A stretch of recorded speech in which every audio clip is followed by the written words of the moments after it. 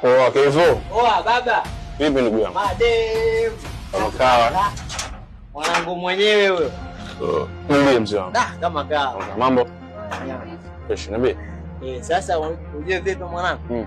Hapa mimi cheo ni achojo. Nachegeto kwa muda fulani. Uko na manzi. Wewe Kevo unajielewa kweli?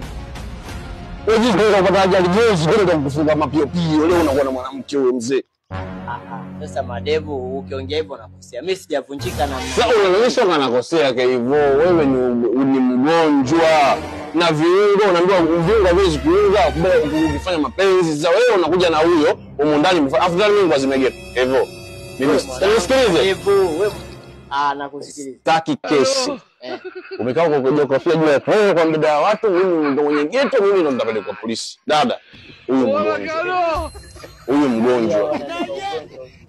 Nisikilize. Sasa ndio mgonjwa wakati sisi tumekutibia wenyewe hivyo. Wewe nipe geto madevu, mimi sijavunjika hivyo unavyofikiria wewe.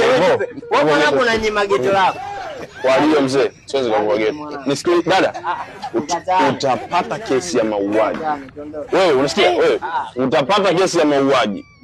Mwache. Kevo. Dada, ondoka chana huyo. Kevo. Nini? Dada, wewe sikia. Wewe nenda chana. Kevo, mimi ndugu yako nakupa